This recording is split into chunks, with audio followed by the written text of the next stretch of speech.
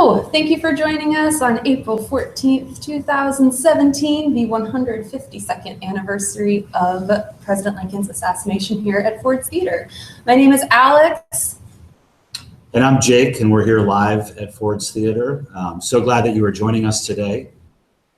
It's a beautiful spring day here in Washington, D.C., and we're actually on the third level of the theater, and right behind this portrait of President Lincoln is the theater itself, and we actually have a matinee starting in about an hour, so that's kind of exciting. So we're a working theater. We still do shows here, but today and for the next hour or so, we are going to take about President Lincoln's assassination, what happened here 152 years ago, maybe some things that have happened since then. There's a lot of history to talk about here at Ford's Theater. And so I guess we could probably, I do want to say, if you're joining us on Twitter, please go ahead and tweet us a picture of all of your students participating with us today. We'd love to see you. Yeah, we want to see you. Hello.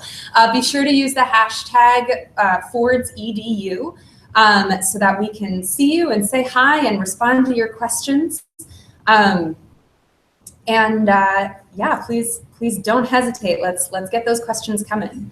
But I guess to get started, do you want to just do a quick overview of what happened here? Yeah, so I think the best way to get started in talking about what happened here at Ford's Theater on April 14th, 1865 is to just back up a couple weeks before that. And at the beginning of April of 1865 was drawing to a close, and everyone knew that the Union was going to win.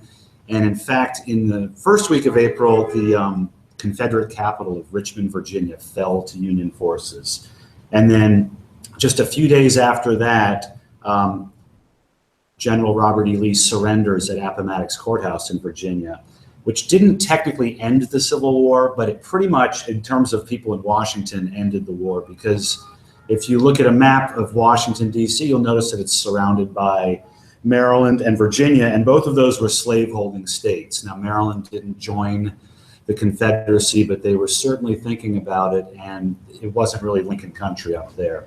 So when Lee surrenders, the entire city of Washington explodes into a giant party.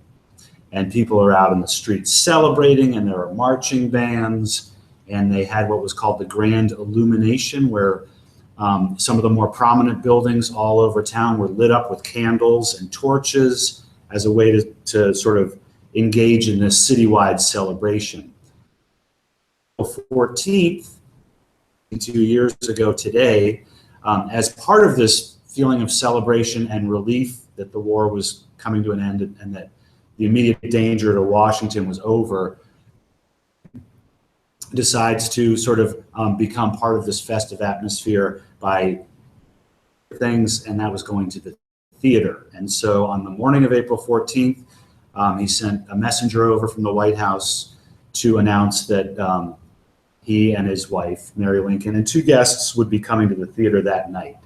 And the two guests that were supposed to be coming with them were General Grant and his wife.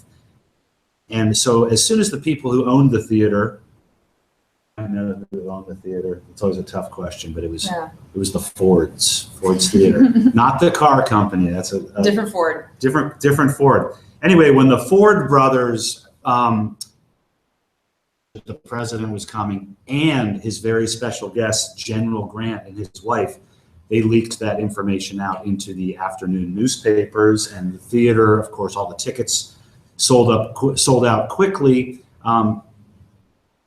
Very excited to see Abraham Lincoln, but they were really excited to see General Grant because they'd been reading about his heroics for the last year or so, and no one had ever really seen him. But you could see Abraham Lincoln fairly often just walking around downtown Washington. So he was very accessible and recognizable, but people got very excited to see General Grant.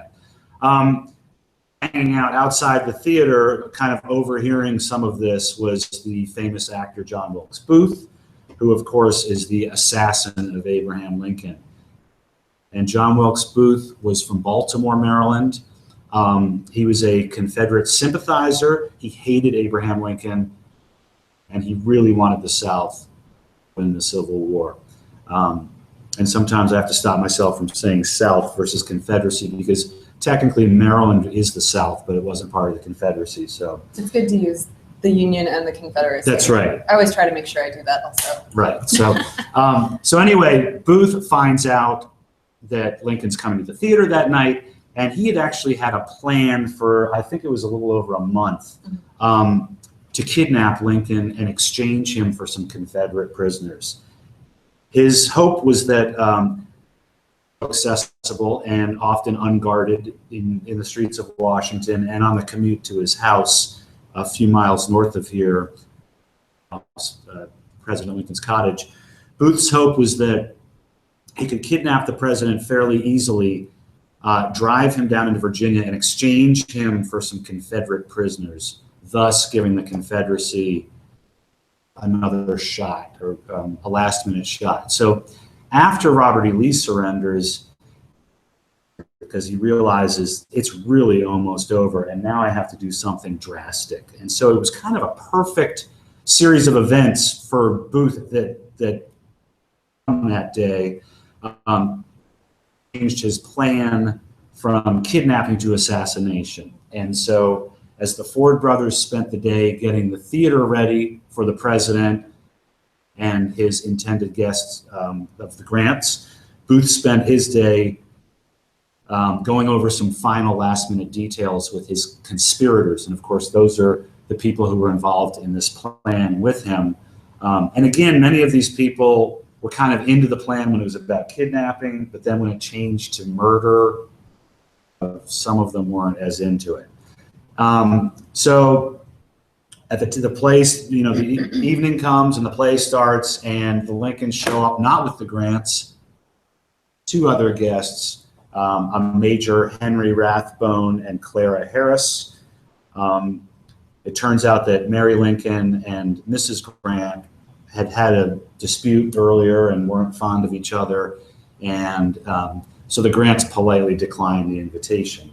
And so the Major Rathbone, Clara Harris, and the Lincolns arrive at Ford's Theater. That they were seeing was called Our American Cousin, and it's a comedy. That was, I think they intentionally chose to come see a play where there would be a lot of laughter and people would be in a good mood as part of this larger celebration. And so as the play starts, the Lincolns got there kind of late. The play had already started, and they took their seat in a kind of like a VIP box, which is called the presidential box, and it's on the second level looking over the stage. It's really more looking out towards the audience. So actually, we've got a pretty good picture. Do we have an image of the box? Yeah, we have the modern view from the stage. So this will be pretty special, actually. Oh, great. It'll be as if you are on stage at Ford's Theater, how it looks today. Okay. But it gives you a really good sense of how the Lincoln's VIP box was basically on stage with them. Yes. So you should be able to see that. Just a second here. Are you guys seeing it over there? Oh, you are seeing it. Okay. Oh, there's the box. Okay. Oh, well, this is really neat. This is a picture of the box itself, and it's right over the stage. And it's actually right next to it is the picture of the contemporary box with a crime scene photograph taken by Matthew Brady right after the assassination happened. So you can see it looks basically the same. Mm-hmm. And so what happened was Booth came in. Lincoln was essentially unguarded. There was one police officer who was in charge of bringing him from the White House to the theater, but his job was just to get him here. And so as soon as Lincoln entered the theater, guard went next door to a bar and had a few drinks, alcoholic drinks, shall we say. He kind of got in trouble later. But his job actually wasn't to sit next to the president. So the door to the box was virtually unguarded. There was someone who worked at the White House, but his job was just to kind of make sure if the presidential party needed anything, he would get that for them. So Booth enters the box, and he has with him a single-shot Derringer pistol, which was .44 caliber. So it was a very small gun that only held one shot, but it was very powerful. he shoots the president behind his left ear, and Abraham Lincoln just slumped over. He was unconscious, and he never said another word. He never regained consciousness again. But he didn't die until about 9 hours later. And then Major Rathbone, who of course is in the box as the Lincoln's guests, ends up to try and grab Booth, and Booth has a big knife on him, and he tries to stab Major Rathbone in the heart, and Major Rathbone puts his arm up, and the knife goes in right about at his shoulder, and Booth slashes him all the way down to his elbow. So there's this tremendous amount of blood in the box that's actually from Major Rathbone, not from President Lincoln. And then Booth jumps out of the box and onto the stage. He has a horse waiting for him behind the theater, and he jumps on the horse and he starts his escape. And he was basically on the run for 12 days before. He was captured and killed by Union cavalry soldiers. And President Lincoln was quickly attended to by some doctors who were in the theater, and they realized that the wound was mortal, which means that he was going to die from his wound. And so the very first thought that they had was that they had to get him out of the theater as quickly as possible and into a bed to make him more comfortable. Now the White House is like 5.5 blocks from here, and all the roads in Washington were made out of dirt. So if they put President Lincoln in a horse carriage on bumpy dirt roads, they knew that he'd probably die in the back of the horse carriage. And so it was too hazardous to get him back to the White House. And of course, there were no hospitals close by. And so they really just tried to take him out of the theater and find the closest bed, which was in a boarding house across the street. And I don't know if do we have a picture of the Peterson boarding house with us? I don't think we have a picture of the Peterson boarding house. So directly across the street from Ford's Theater was there were a few different boarding houses where people rented out essentially beds. And one of them, the one directly across the street, was called the Peterson boarding house because it was owned by the Peterson family. And they lived in the house along with maybe 12 or 15 other people who would rent out beds. And President Lincoln's brought into that house and put in this little tiny back bedroom that you can visit today. We do have a picture of that. Do we have a picture? Picture of the room where Lincoln died. The room where Lincoln died. So on the first floor of this house, there are just 3 rooms, and the first 2 rooms were locked when they brought the president in. So they brought him to the very back bedroom, little room that was rented out by a man named Willie Clark, who was a clerk in the Army. And Willie Clark was out celebrating the end of the war like everybody else, it seemed, in the city, and excuse me, came home the next morning to find that the president had just died in his bed and had been taken out. So that's essentially the story of what happened here. And Alex, I know that people have written in a ton of great questions. Yeah. So I know we have some questions in advance, and I hope those of you who are joining us live are thinking up some more questions. So please go ahead and start tweeting us, #FordsEDU. But we'll get to some of the questions that we already know about. So one of the questions was, did somebody try to kill President Lincoln before Booth did? Ooh. So maybe? Maybe, I think, is the answer. So, you know, President Lincoln was definitely,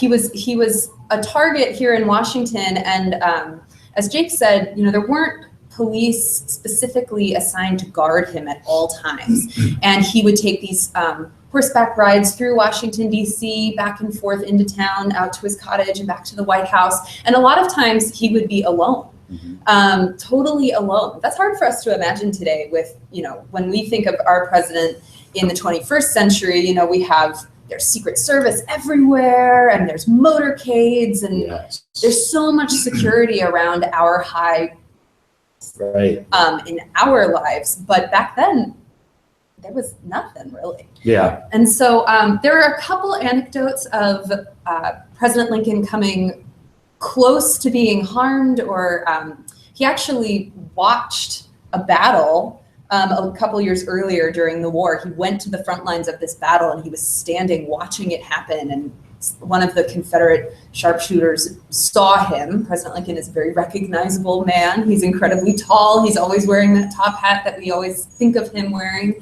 And they actually shot at President Lincoln, but they hit the man standing next to him. That's right. And somebody grabbed President Lincoln and said, "Get down, you fool!"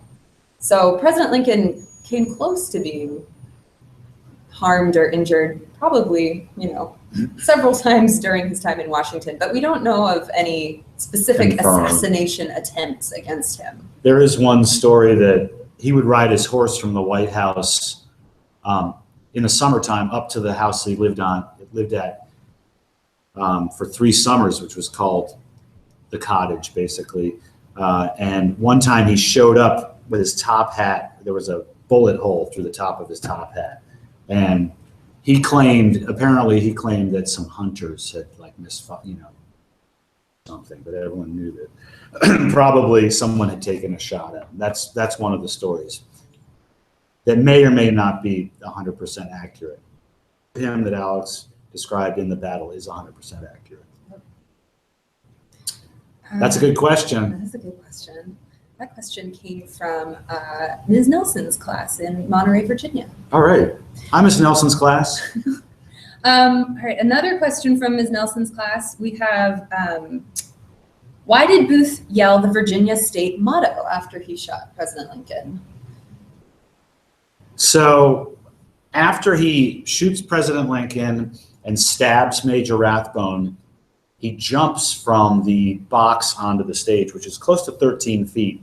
And because he was making his escape by horseback, he had on spurs on the back of his boots, those little metal things that Woody in Toy Story wears that go clink. And the spur got caught on one of the flags, causing Booth to fall kind of awkwardly on his side, hit his leg really hard and broke his leg. And then he stands up with the still bloody knife and he says, "Sic semper tyrannis," which is the Virginia state motto. And it's also, well, first of all, it's in the language of Latin, and it means "thus always to tyrants." And in addition to being the Virginia state motto, it's also a line from a famous play by Shakespeare, Caesar, where Caesar is killed by Brutus, and that's what they say, "Sic semper tyrannis," which translates to "thus always to tyrants." Basically, it means that if you're a bad ruler, it's going to catch up to you and you're going to be killed. And so John Wilkes Booth, in his mind, because he hates Abraham Lincoln, thinks that he is killing a bad dictator or a really bad person for the country.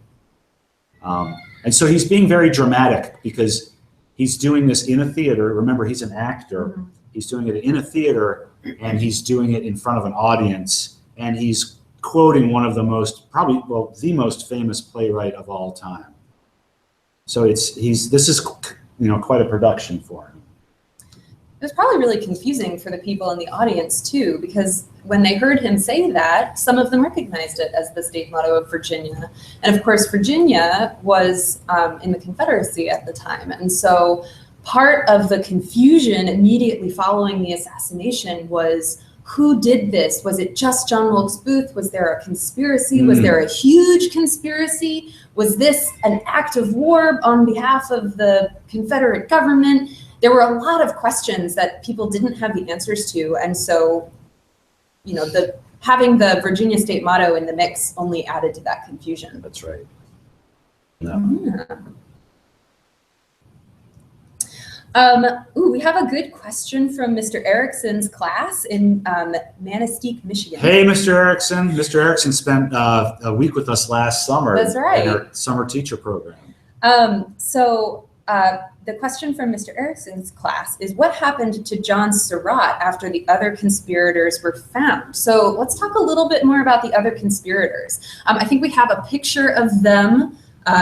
It's called the conspirators' mugshots because they were all arrested and they had their photos taken by had them in custody. So the conspirators So remember, there were sort of two conspiracies, and one came to fruition and was the assassination conspiracy on April 14th. But the other was this kidnapping plot. And the kidnapping plot is important because John Wilkes Booth knew all of these people to begin with. So John Surratt, and his photograph is the one, he's wearing sort of the pantaloons and the hat with the tassel. So he's up in that top row, sort of second in from the left. John Surratt was a Confederate spy.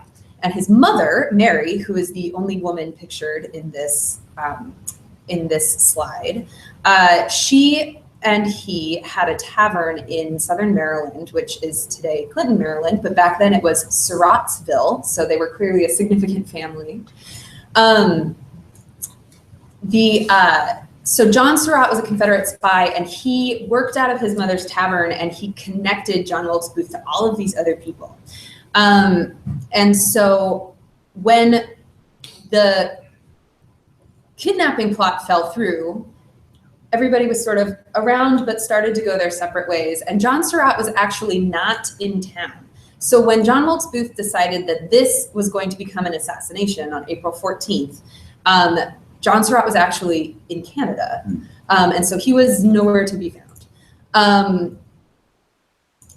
John Wilkes Booth instead met with Mary Surratt, and then he met with three others who are pictured here. Lewis Powell, who is the man in the bottom row right underneath John Surratt. He's sort of leaning back. David Harold right next to him. George Atzerodt right above with the mustache. And 1, 2, 3, who are we missing? No, that's everybody. Okay, excellent. So that's Lewis Powell and David Harold. And then George Atzerodt is right above them. And they all met, and John Wilkes Booth laid out this plan that it was in fact going to be an assassination, and it was going to be bigger than just assassinating President Lincoln. He wanted to decapitate the Union government. So again, we sort of see his theatrics once again. But so he said, George Atzerodt, your job will be to assassinate the vice president. And he said, Lewis Powell, your job will be to assassinate the Secretary of State. And then David Harold was local, and he knew the area really well, and so his job was going to be to help them all on the escape. And then Mary Surratt was tasked with delivering a package of supplies to her tavern in Maryland. So they all met in DC, and then Mary Surratt went down to Maryland with this package for John Wilkes Booth. And then the other men sort of spent the day preparing. So George Atzerodt never actually attacked the vice president. When it came down to it, he'd signed up for kidnapping, he hadn't signed up for assassination, and he could not bring himself to kill the vice president. So he got drunk and ran off into the night and never attacked the vice president. Lewis Powell did attack the Secretary of State quite gruesomely, but he failed to kill him. And so after this horrible bloody attack in the Secretary of State's home, Lewis Powell ran off into the night and escaped for a couple days. And then he was arrested at Mary Surratt's boarding house here in town. And so she was arrested at that time also. David Harold met up with John Wilkes Booth after Booth had assassinated Lincoln and aided him on his escape for those 12 days. So they captured David Harold when they caught up with and killed John Wilkes Booth. So with them in custody, but John Surratt is out of the country. Yeah, he was actually on the run for a couple of years. Yeah, so there was this sort of hunt for him, but as he was in Canada, and then he went to Europe. And then even Egypt. Yeah, and they finally caught him in Egypt, where they captured him, brought him back to the United States. And so by the time he was tried for his involvement in the assassination conspiracy, it had been a couple years. And the other conspirators had already been tried, they'd already been sentenced. 4 of them had been executed, including Mary Surratt, John Surratt's mother. His mother, right. He didn't come home for the trial or anything. A lot of people criticized him because they called him a coward, because they said that as his mother was on essentially death row, protecting him, he didn't come and turn himself in to save his mother's life. Yeah, we don't think very highly of John Surratt. No. But so when he was tried a couple years after the assassination, he was tried in a civilian court. The jury actually could not reach a verdict, and so he went free. He was acquitted, and so he never had to sort of pay for his involvement with this conspiracy. Right. However he may have been involved. Now, in terms of the other conspirators that were in that photograph that we showed you, they were put on trial quickly by a military tribunal, which means that instead of having a judge and a civilian judge and lawyers and jury, it's all of the officers are from the military. And they were all found guilty, and 4 of them were sentenced to die by hanging. And we actually have an image of the execution of 4 of the conspirators. And that happened quickly after the trial. So quickly after the assassination. So remember that Abraham Lincoln is assassinated on this day, April 14th, and it was July of the same year conspirators were hanged for their crimes. So it's a very quick process.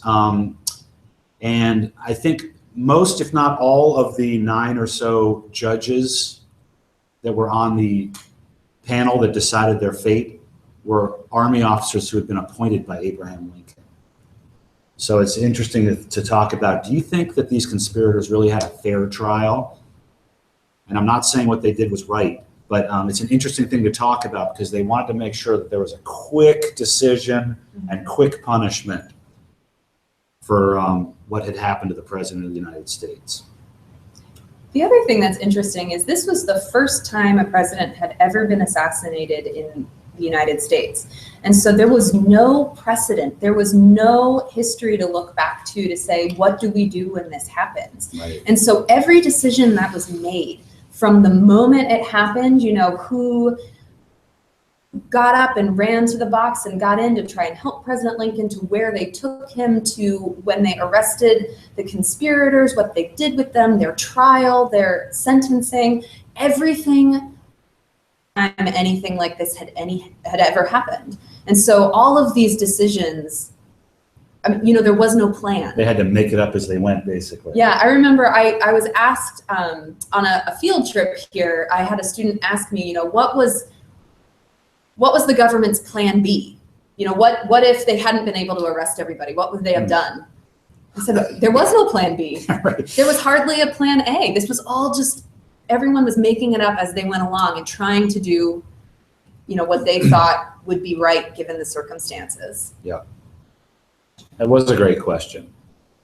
We have a good question from Mrs. Guthrie's class that actually has more to do with Ford's Theater itself. Cool. Rather than Lincoln's assassination.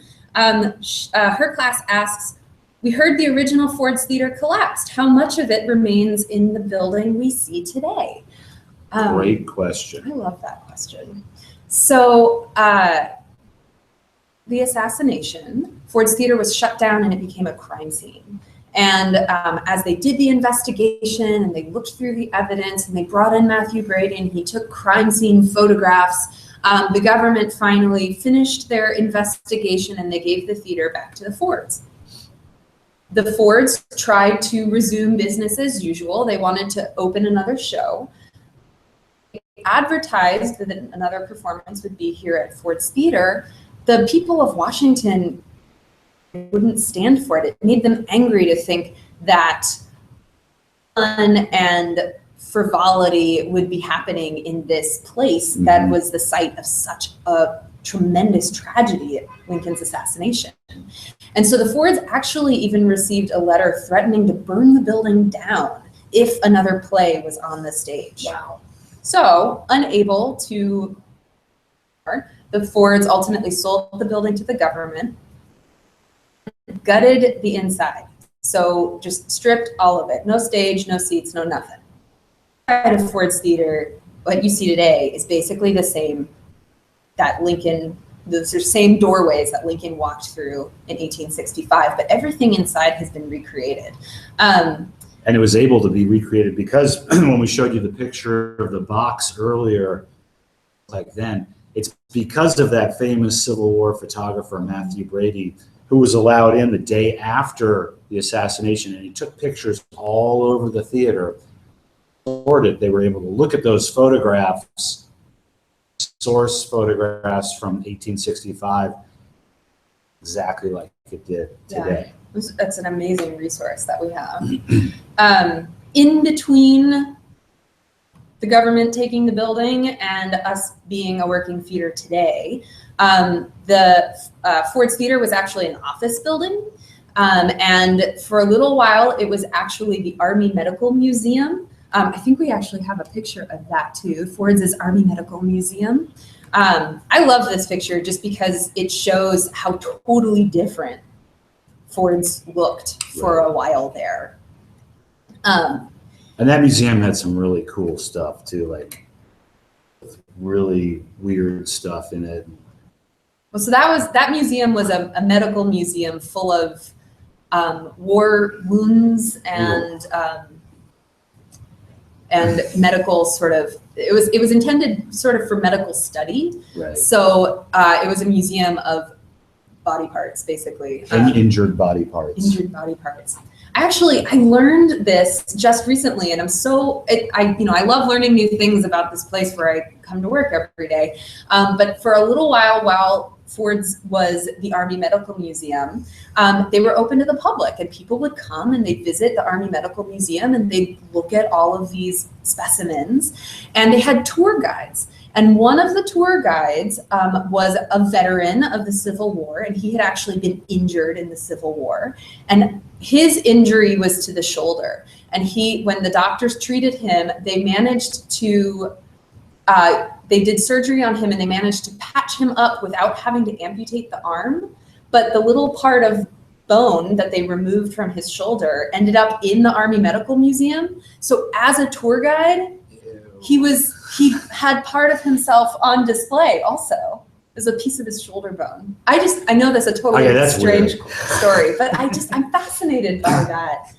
Anyway, that was a total tangent from the Lincoln assassination. Anyway, so after it was the Army Medical Museum, it was an office building once again, and here's where the collapse happened. So in 1893, and we actually have a photograph of this also. I think it's called The Collapse. 1893 collapse. So during the office day, everyone was at work. There were 3 stories of offices, and they were excavating around in the basement. They were going to port column, but in the process of doing that, they actually dislodged it, and all 3 stories collapsed. And so that was the second tragedy here at Ford's Theater. I think 22 employees died and 60 were injured, and it was a really, really horrible event here at Ford's in 1893. So after that, once again, this building was sort of in this state of tragedy, so they had to transform it once again. So they died and they made it back into a museum. But by this, this point in the early 20th century, people's interest starting to come back to Ford's Theater and where Lincoln was assassinated, and they wanted to learn more about President Lincoln, and they wanted to learn more about the end of the Civil War and what happened here. And so it's in the 1960s, so we're talking about 100 years after the assassination, the public is ready for Ford's Theater to be a theater once more. And so we actually have 2 pictures that I love to share. We have the 1960s Ford's Restoration exterior, so you can see the building is getting patched back together. Those are, they're fixing it up, but it's the same brick bones that were here in the 1860s. And then we also have a picture, the 1960s Ford's Restoration interior. And this picture, I think, is one of primary sources of the history of Ford's Theater, because it shows building the balcony seats again. And you're inside the theater and you can see those brick walls, but you can see how the whole inside's been gutted, but we're rebuilding it. And then, as Jake said, we were able to go to the Matthew Brady photographs and really recreate the space so that it looks almost exactly as it did when President Lincoln was here. We put in some modern amenities like electricity and plumbing. Good question, though. All right. Let's see, what else? Question about the symbolism of President Lincoln. That's a good question. And so I think that when you talk about sort of the death of President Lincoln, at Ford's Theater, obviously that's part of the story we have to tell. We have to talk about, you know, John Wilkes Booth shooting Abraham Lincoln and Major Rathbone getting stabbed. And so kind of these gory, bloody details. But that's really not the most important thing that we have at Ford's Theater. And I think the most important thing we have is Abraham Lincoln's legacy. And what that means is how we remember Abraham Lincoln and what he's taught us, what his life and leadership has taught us. So the story of his death is a part of what we do, but it's really a small part when you think about what's really important about Abraham Lincoln. And so your question about kind of like the symbolism of his death, I like to think of as a question about his legacy and what we can learn from Abraham Lincoln today. So one of the things that we do, as Alex mentioned, is that we still put on plays at Ford's Theater. And in fact, one's going to start in 30 minutes. So if you start to hear a lot of singing, it's not everyone in the room watching us. It's actually a play behind the wall. But because Abraham Lincoln loved theater, we still put on plays that celebrate the American legacy, right?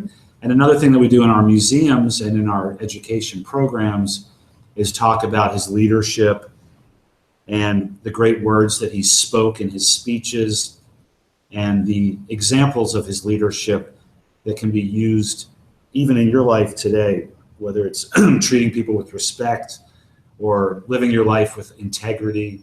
You can look to Abraham Lincoln and sort of model a lot of decisions or tough problems on the way that he handled those things. So keep in mind when you talk about Ford's Theater that you really remember this as a place where we maintain what Abraham Lincoln was all about, not just the story of how he died.